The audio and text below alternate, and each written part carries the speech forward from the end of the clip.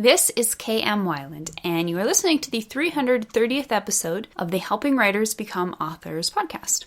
As most of my listeners are probably already aware, I've written both a book and a workbook on outlining your novel. They're designed to be used hand in hand with the workbook, providing questions and exercises to help you put the principles in the main book into practice in brainstorming and creating your own stories. As such, they were ripe for a box set. So if you haven't already read Outlining Your Novel and would like to, you can now grab the digital version of both the book and the workbook in a discounted bundle. With over 300 pages of step-by-step guidance, these two individual books have 440 plus 5-star reviews on Amazon and have helped literally thousands of authors write their books. So they will help you choose the right type of outline to unleash your creativity, guide you in brainstorming plot ideas, and aid you in discovering your characters. If you're interested, you can find the box set in the store on my website, look in the top toolbar, or on Amazon, Barnes & Noble, and related retail sites. The latest post on my blog is why cool character traits, just for the sake of cool, are not cool. The last thing any writer wants to do is waste a great idea. So learn to take advantage of the character traits that are most likely to interest your readers. To find the post, visit my site at helpingwritersbecomeauthors.com. And now I hope you enjoyed this week's podcast entitled The 4 Tweaks to Writing Truly Original Stories and Characters. The process of writing original stories is shrouded in mystery. Occasionally, as part of my daily writing question of the day on Twitter and Facebook, I'll ask, what makes your story original? It's a question that tends to get fewer responses than normal, and the responses I do receive are often nebulous or downright uncertain. Every author wants to write original stories, but most of the time we're a little confused about how to get her done. And there are a couple reasons for this. One, and this one's the shocker, originality is actually much less crucial than you've been led to believe. And two, there doesn't seem to be a definable process for creating originality, i.e., you either come up with an original idea or you don't. Today, you're going to learn how to make reason number 1 work in your favor, and then how to initiate that elusive process to write original stories and characters. Want to know the reason so many authors have trouble answering my writing question of the day about original elements in their stories? Because they're not writing original stories. Want to know why they're not writing original stories? Because they don't want to. And that's okay. There's nothing new under the sun, and most of us are absolutely fine with that. As we covered a while back in our discussion of the rereadability factor, most readers love experiencing the same story over and over again. Same goes for authors. Often we harvest our initial kernel of inspiration from the work of another author whose story we love. You put the book down and think, I want to write about sparkly vampires, muggles, post-apocalyptic girl warriors. How many fantasy authors got started because they wanted to stay in that same magical place to which Tolkien introduced them? Just as importantly, how many readers keep reading the cyclical trends all the way to the end simply because they love the re-scrambled, repeated elements? Yes, they want a slightly new take, but more because they want the opportunity to explore different aspects of this same idea. Which is all to say, if you're having trouble identifying your story as something completely new and groundbreaking, don't worry about it too much. For all that readers are happy to keep gobbling more of the same delicious meal, however, they're also somewhat contradictorily always in search of the next new thing. When something truly fresh and original sweeps onto the scene, it's like a cool breath of fresh air. Once it comes, I often feel like I'm blinking myself awake. Like I just got to experience something I had been waiting for a long time without even realizing it. Original ideas tend to roll in cycles. Readers and authors alike are content to live within that bubble of unoriginality for a while, but then the trends begin to evolve. They start pushing at the walls of the bubble, poking, prodding, and expanding, until suddenly they burst through and something new and exciting rolls forth and creates a new bubble, within which everyone's stories live for a while before the cycle repeats. If you want to be an innovative artist, and not coincidentally, if you want to hang out in that lucrative zone of the next great genre trend, then the best thing you can do is constantly challenge yourself to think past your own comfort zone. You want to write about post-apocalyptic vampiric muggles? No problem. But don't stay in that spot just because it's comfortable and enjoyable.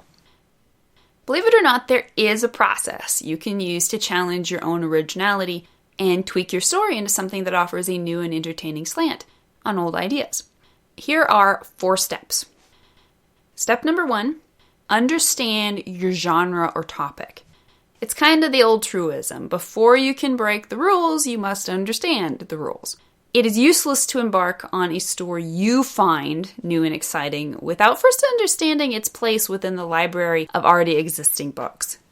For example, when I first started writing my Portal Fantasy Dreamlander, I hadn't yet read enough fantasy to understand what concepts had already been done to death.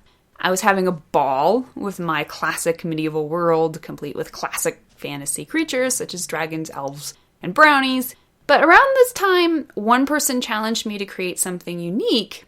Another challenged me to read widely in the genre. So I did. I asked for fantasy recommendations and read every single one of them. My understanding of the genre changed completely. Now that I could see what elements had already been overdone, I could also see the blanks in between that were still waiting to be filled in. I replaced my dragon with the angelic Garraway, the elves with Viking and Native American-inspired Cherazai, and the brownies with the symbiotic Rivers, and the story became so much better for it. This prerequisite of understanding your story's background also applies to realistic facts.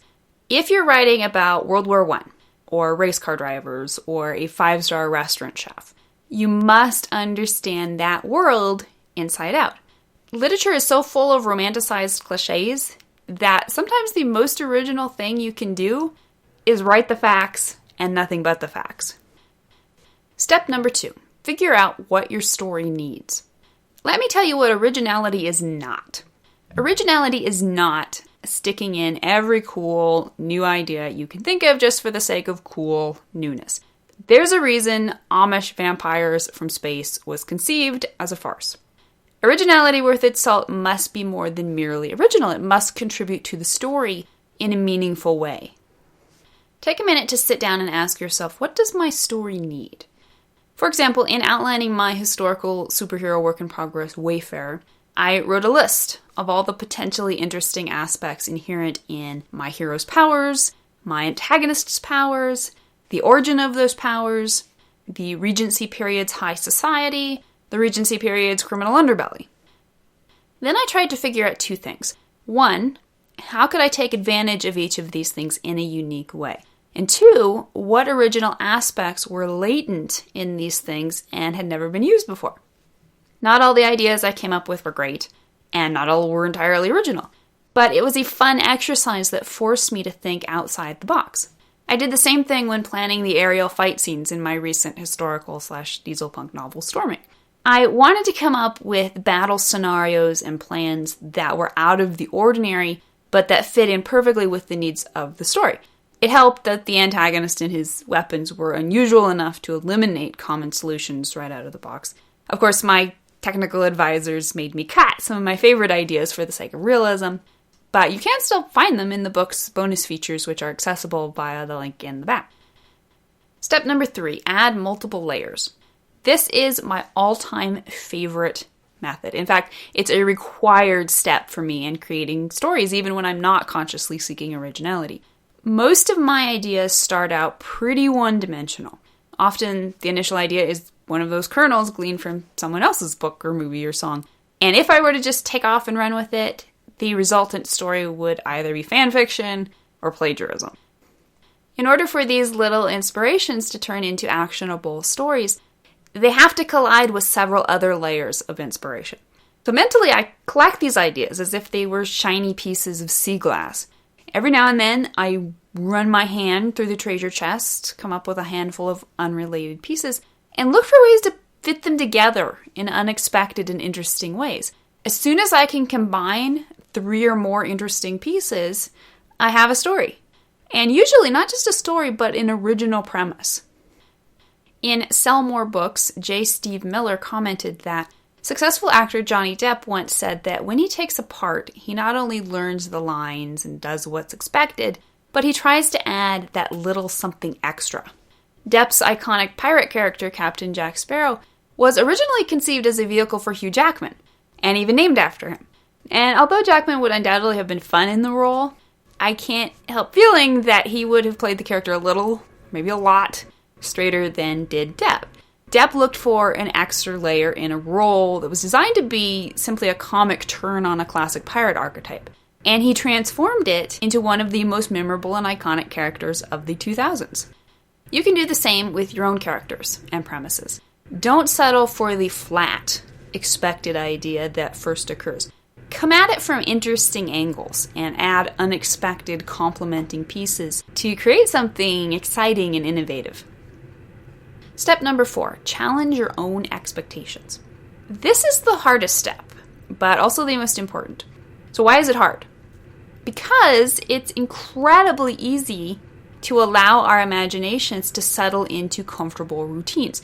We throw in a car chase or a romantic subplot just because that's what every other story is doing. The hero always has to win, the bad guy always has to lose, the good guy has to do only good things, the bad guy has to do only bad things. It's expected. We expect it. In Secrets of Story, Well Told, screenwriter William C. Martell reminds writers, we want something that is different than anything we have seen before, and that requires imagination. One of the problems with battle scenes, like in that endless fight at the end of Man of Steel, is that they can be bland and repetitive. A battle scene needs imagination. Winning a battle by sheer physical force is dull. Your characters need to be clever. The how is critical. Make sure how things happen is different than what we have seen before and is interesting. One of my all-time favorite movie scenes happens at the beginning of the climax in Kevin Costner's Western Open Range. The story, there have been hints at the coming showdown between ex-gunslinger protagonist Charlie and the antagonist's brutal hired killer Butler.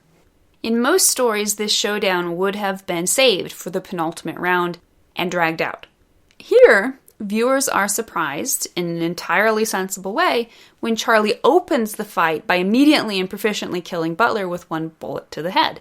It's an entirely simple subversion of the expected that both fulfills its story's needs and creates the opportunities for interesting insights into the characters and situation.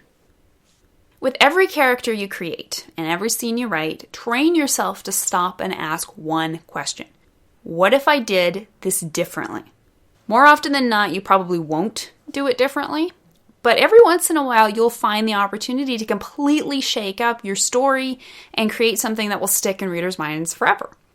Creating original stories and characters is rather like panning for gold. Most of the time, you're going to come up with pretty much the same results as everybody else. And that's okay. How many Batman renditions are we looking at right about now, after all? But the longer you keep at it, the more likely you are to strike gold once in a while and come up with a truly original and wonderful new idea. Thank you for listening to the Wordplay Podcast. To read a transcript of this episode, you can visit my website at helpingwritersbecomeauthors.com. And be sure to check back again next week.